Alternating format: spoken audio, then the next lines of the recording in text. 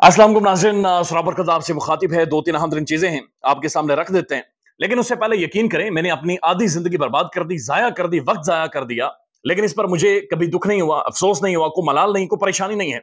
लेकिन इस वीडियो को बनाने से पहले 1 मिनट 8 सेकंड मेरी जिंदगी के इंपॉर्टेंट तरीन थे जो मैंने जाया कर दिए, जिन पर मुझे शदीद दुख है, बल्कि मुझे सदमा पहुंचा है कि 1 मिनट 8 सेकंड ये मैंने क्यों जाया किए।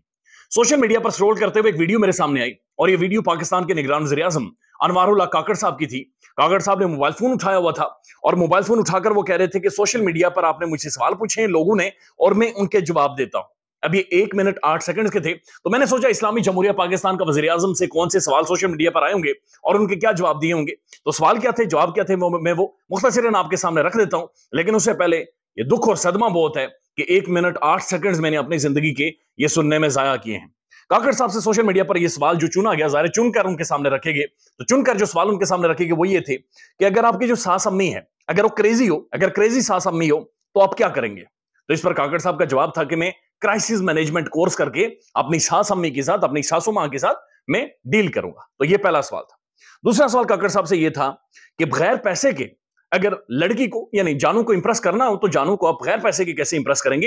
ये सोशल मीडिया का सवाल काकड़ साहब, वज़ीर आज़म Pakistan, Islamic Republic of Pakistan, 25 crore का मुल्क, उनका सोशल मीडिया का सवाल है कि अगर बगैर पैसे को आपको जानू इंप्रेस करनी हो तो आप क्या करेंगे। तो इस पर काकड़ साहब ने हल्की से मुस्कुराहट के साथ कहा कि मैं किसी को नहीं इंप्रेस करता, बल्कि लोग यानी वो खुद ही इंप्रेस हो जाते हैं, बल्कि मैं इंप्रेस नहीं करता, बल्कि मैं खुद इंप्रेस हो जाता हूं। यानी कि मैं बस थोड़ा बहुत मेरी तरह शौक रखते हैं तो वो भी इंप्रेस हो जाते हैं, मैं भी इंप्रेस हो जाता हूं। तो उन्होंने कहा जी बस ठीक है, मैं भी इंप्रेस हो जाता हूं।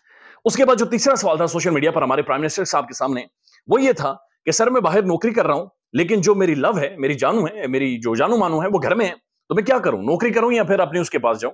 तो इस पर जो काकड़ साहब है उन्होंने मशवरा दिया कि जनाब नौकरी शोकरी करो, पैसे कमाओ, रोकड़ा कमाओ, उसे छोड़ दो। तो ये बड़ा संजीदा मशवरा था prime minister of Pakistan Islamic Republic के। उसके बाद एक और सोशल मीडिया पर उनसे सवाल पूछा गया कि क्या लड़कियां सियासी लोगों की तरफ अट्रैक्ट होती हैं। तो इस पर उन्होंने कहा जी जाहिर है बिल्कुल होती हैं और लड़कियां अट्रैक्ट हो जाती हैं।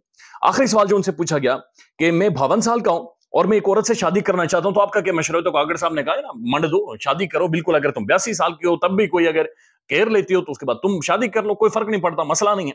तो ये 5 सवाल थे और 5 सवाल को सोशल मीडिया पर जवाब दिया 1 मिनट 8 सेकंड में इस्लामिक रिपब्लिक ऑफ पाकिस्तान के प्राइम मिनिस्टर, निगरान प्राइम मिनिस्टर, जिनकी जिम्मेदारी इंतखाबात करवाना है, जिनकी जिम्मेदारी इस वक्त सिक्योरिटी के मसाइल हल करना है, जिनकी जिम्मेदारी है कि पाकिस्तान इस वक्त दुनिया भर से पैसे मांग रहा है, जिनकी जिम्मेदारी है कि उनके अपने इलाके के बलोची इस वक्त प्रेस क्लब के सामने खड़े हैं और एहतजाज कर रहे हैं, खवातीन बच्चे उनके अंदर शामिल हैं। लेकिन उन्होंने बेहतर समझा कि वो बता दें कि लड़की से इंप्रेस होना ठीक है और कैसे आप उसे घेर सकते हैं, और अगर आपने नौकरी करनी है तो नौकरी करें, लेकिन 52 साल के तो शादी कर लें, कोई फर्क नहीं पड़ता। तो ये बहरहाल मेरा फर्ज था कि मैं आप तक पहुंचाऊं, लेकिन 1 मिनट 8 सेकंड का बहरहाल मुझे दुख है। बड़ी खबर पहले यह है कि खुर्रम खोसा साहब की रिहाई हो गई। खुर्रम खोसा, लतीफ खोसा साहब के बेटे, पाकिस्तान के एक बड़ी प्रोमिनेंट लॉयर हैं, उन्हें गिरफ्तार किया गया और उनके ऊपर दहशतगर्दी और डकैती के मुकदमात उनके ऊपर बनाए गए और कहा गया कि इन्होंने पुलिस वाले को घसीटा है, एसएचओ साहब को घसीटा है, उनकी वर्दी फाड़ी है और उनसे डकैती भी की, उनकी फाइल छीनकर ये भागे हैं और इन्होंने बदतमीजी की है। तो खुर्रम खोसा साहब को अदालत के अंदर लाया गया। अदालत के अहकामात ये थे कि 6 बजे खुर्रम खोसा को पेश करें। उसके बाद ये अहकामात हुए कि जनाब 8 बजे पेश करें। 6 भी बज गए, 8 भी बज गए, 8:30 भी बज गए, 9 भी बज गए, 9:30 भी बज गए, जज साहब नहीं आए। यानी खुर्रम खोसा अदालत के अंदर मौजूद, उसकी बेगम मौजूद, लतीफ खोसा मौजूद, पाकिस्तान के प्रोमिनेंट साफी, रोटी छोड़कर घर में जाकर उन्होंने रोटी खानी थी, वो उन्होंने नहीं खाई। लेकिन जज साहब खैर उसके बाद आते हैं और आते ही उन्होंने कहा कि जनाब अगर कोई अपने मुंह से बात निकाले तो उसका मतलब दहशतगर्दी नहीं होती, खोलो इसकी हथकड़ियां शतकड़ियां खुली और खुर्रम खोसा साहब को रिहा कर दिया गया। लेकिन जब उन्हें अदालत के अंदर लगाया गया था तो साफी ने उनसे सवाल पूछा कि कहा जा रहा है कि आपने पुलिस वाले की वर्दी फाड़ी है। तो इस पर खुर्रम खोसा ने कहा कि मैंने वर्दी नहीं फाड़ी, मैंने और भी बहुत कुछ फाड़ा है। अब मसला यह है कि ये जो विक्टिमाइजेशन की जा रही है, ये जो ज्यादती की जा रही है, जो बॉन्डे केसेस पुलिस के जरिए बनवाए जा रहे हैं, जो अदालत के अंदर जाकर उड़ जाते हैं, यानी 10 मिनट में ये केस भी उड़ा है। इसके अंदर कोई यानी था ही कुछ नहीं, इसके अंदर कोई दमखम ही नहीं था, बस बदमाशी करनी थी और बंदे को पकड़ना था। मसला यह कि इस मुल्क के अंदर एक डेफिनेशन है हथकड़ी की, एक डेफिनेशन थी या एक तासुर था कि जिसके घर में पुलिस जाती है, जिसे हथकड़ी पड़ जाए, वो मुआशरे का बड़ा एक बदबूदार इंसान होता है, बड़ा 2 नंबर किस्म का इंसान होता है।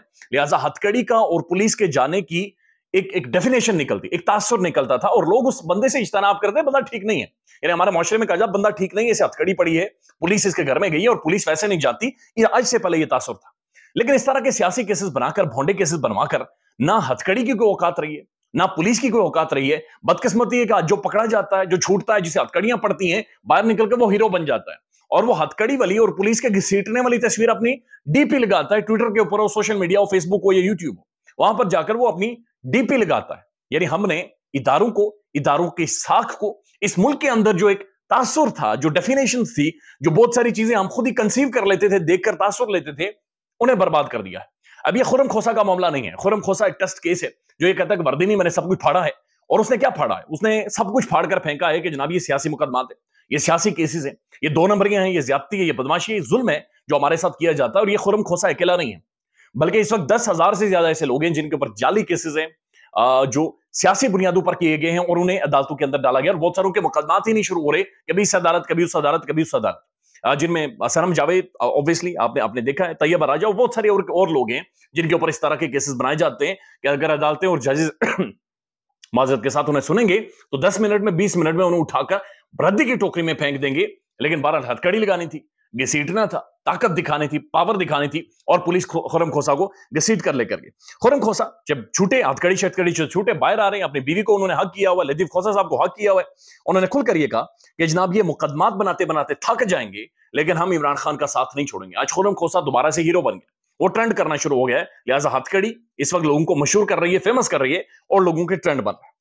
बट पाकिस्तान की सुप्रीम कोर्ट ऑफ पाकिस्तान की सबसे बड़ी अदालत, उसके ऊपर 3 केसेस लग गए, और अगली 3 तारीखों में 3 अहम तरीन केसेस। अब ये 3 केसेस पाकिस्तान का मुस्तकबिल डिसाइड करेंगे। सबसे बड़ा केस जिसके बारे में इमरान खान NRO 2 कहता रहा है, कि नवाज शरीफ साहब को NRO 2 दिया गया है, मियां नवाज शरीफ को लंदन प्लान के तहत मुल्क के अंदर लाकर वजीर आजम बनाना है। अब ये अहम तरीन केस है। ये मामला है काजी फायसा साहब के साथ ताहयात नाअहली वाला, कि 62(1)F के तहत जो सादिक और अमीन बंदा नहीं रहता, तो पाकिस्तानी आइन के मुताबिक वो बंदा ताहयात नाअहल है।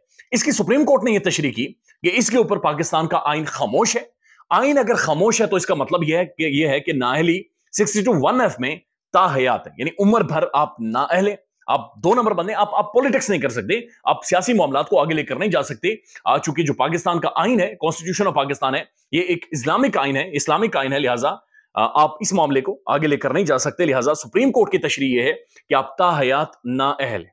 अब होता यह है कि नून लीग की हुकूमत, PDM, पाकिस्तान डेमोक्रेटिक मूवमेंट, वो बनती है, इलेक्शन एक्ट के अंदर वो तरमीम कर देते हैं, और उसके बाद सुप्रीम कोर्ट इस सारे मामले को टेकअप कर लेती है, और सुप्रीम कोर्ट कहती है कि हम डिसाइड करेंगे कि क्या इलेक्शन एक्ट के अंदर तरमीम करके इसकी जो नाअहली की मुद्दत 5 साल रखी गई, ये ठीक है, या फिर जो सुप्रीम कोर्ट के अपने मौजूद जजेस की तशरीह थी कि जो नाअहली है वो ताउम्र है, यानी पूरी उम्र की ये नाअहली है, वो ठीक है, और काजी फायसा साहब इस सारे मामले को डिसाइड करेंगे।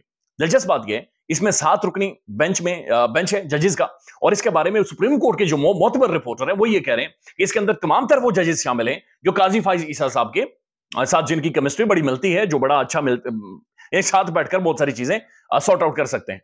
अब इस बेंच के अंदर 7 वो जजेस शामिल हैं जिन्होंने नून लीग का बनाया गया प्रैक्टिस एंड प्रोसीजर एक्ट जो कवानीन थे, उस सारे मामले को तरजीही बुनियादों पर सुना था और उसके हक में फैसला भी दिया था। लिहाजा ये बड़ा इंटरेस्टिंग होने जा रहा है कि ताहयात नाअहली के बारे में डिसाइड होगा, और अब ये ताहयात जो नाअहली है इसके बारे में जो कॉन्स्टिट्यूशनल एक्सपर्ट हैं वो ये कहते हैं कि इसको 5 साल तक सिर्फ एक आईनी तरमीम ला सकती है, और उसके लिए पार्लियामेंट के अंदर 2/3 मेजोरिटी चाहिए, जो नून लीग के पास नहीं थी, PDM के पास नहीं थी, और अब भी नहीं है। लेकिन क्या उसे एक अदालती इंटरवेंशन के जरिए मियां साहब को अहल किया जाएगा और मियां साहब को इंतखाबात लड़वाए जाएंगे? ये आप बेहतर मुझसे समझते हैं, और लेट्स सी कि NRO 2 कल मुकम्मल होता है या नहीं होता।